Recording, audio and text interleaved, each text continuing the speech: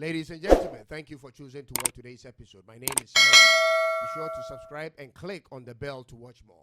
Today we are looking at the BRICS, Nigeria, and the rest of the new partners. So you see, the BRICS was formed in 2009.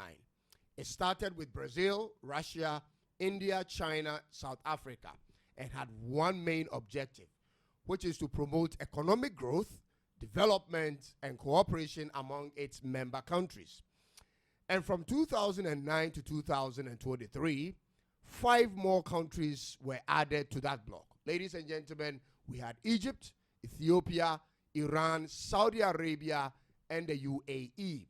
Argentina was also added, but later chose to pull out of the bloc due to reasons of bad timing.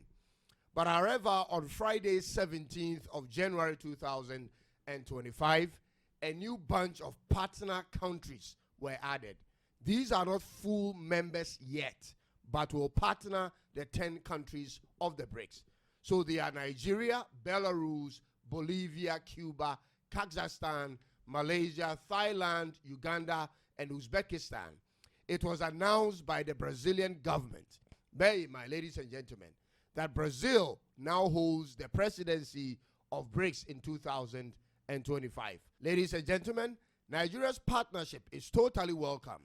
There is so much Nigeria can benefit in terms of the sheer size of the BRICS bloc when it comes to international trade, ladies and gentlemen. The challenge, however, has to do with whether Nigeria and the rest of the other African member countries can really take advantage of this group, as in produce to compete or end up being on the receiving end. In other words, being a member or a partner to the BRICS would mean nothing if you have nothing to offer. Ladies and gentlemen, you must manufacture or produce something in order for you to benefit from the membership of the bloc. I repeat, you must be bringing something to the table, or else nothing really changes for your economy except for importing more. And remember, excessive importation into Africa is what's killing African economies. So, ladies and gentlemen, in as much as I'm excited about the BRICS bloc and the agenda for the coming years and the partnership with Nigeria and other countries, it appears we, the African people, are constantly looking for membership or approval from outside Africa, but not from among ourselves. I have given this whole thing a critical thought, and it's beginning to sound problematic.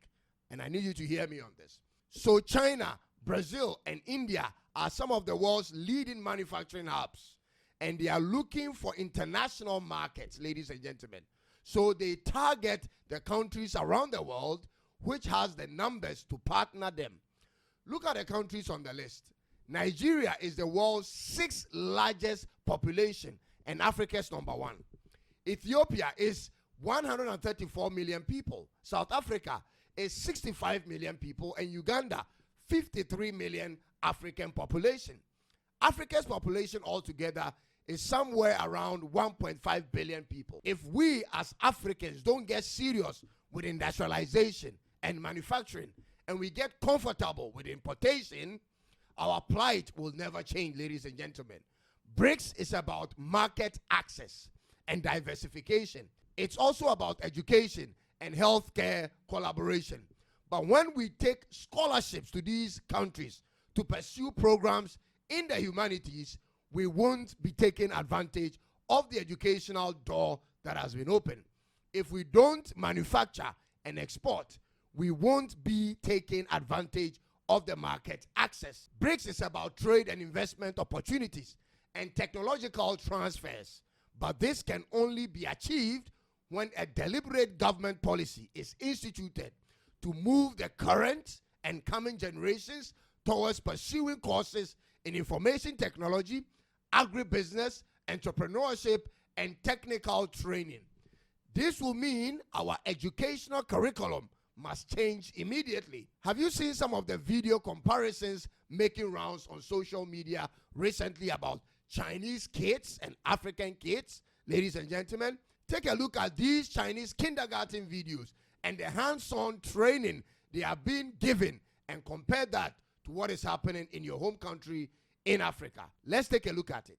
So this is what is meant by practical hands-on education, where students or pupils are given real things to work on, real projects to undertake, and through that process get to know how things are built. Ladies and gentlemen, this is how you learn from infancy how things are built. And this is the kind of generation the Chinese government is moving the next generation of the Chinese people into. And what are we doing in Africa? Are you aware of what we are doing in Africa? Can we compare what we are doing to Africa to this? To become successful, whether as an individual or as a country, is not born out of wishful thinking or religious faithfulness.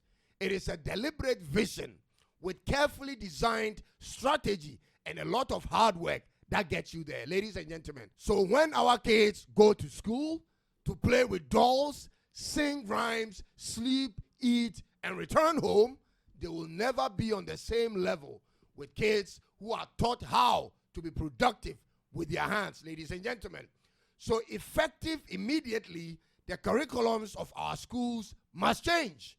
This must apply to the primary schools, junior and senior high schools as well.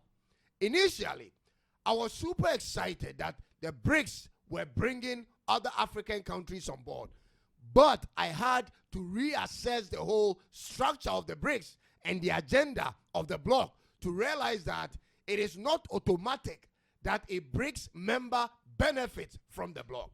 It may even end up killing most of our local businesses. Listen, we haven't even been able to dominate Africa yet. Think about this. We have the African Union, and little is coming out of it. And we have the AFCFTA, and we don't even know much about it. And now the BRICS. ECOWAS has now been reduced to a mutual platform to move imported goods from the coastal member countries to the landlocked countries in Africa. ECOWAS has now been reduced to a mutual platform to move more imported goods from the coastal member countries to the landlocked countries, all coming from outside of Africa. When you look at the forex exchange that goes into importing from outside of Africa and the ones that is generated from trading among African countries, it's just sickening, ladies and gentlemen. It's therefore obvious that the Asians and other member countries will take full advantage of the BRICS trading platform and move massive goods to the African counterparts. But will the African members also do the same? Will they be moving goods? Ladies and gentlemen, that is the question I leave with you. The preparation that needs to go into this is the most important thing. The manufacturing and the value addition is what we must work on and have to standardize products moving forward from Africa. The last thing we want to see is another trading platform to move Africa's resources in the raw states overseas, ladies and gentlemen. That's what I'm advocating against in the long run. I just hope someone is listening, and I'll come your way again with another one. Thank you so much for making time to watch today's episode. Be kind to subscribe and click on the bell to get more of my content. It's bye-bye for now.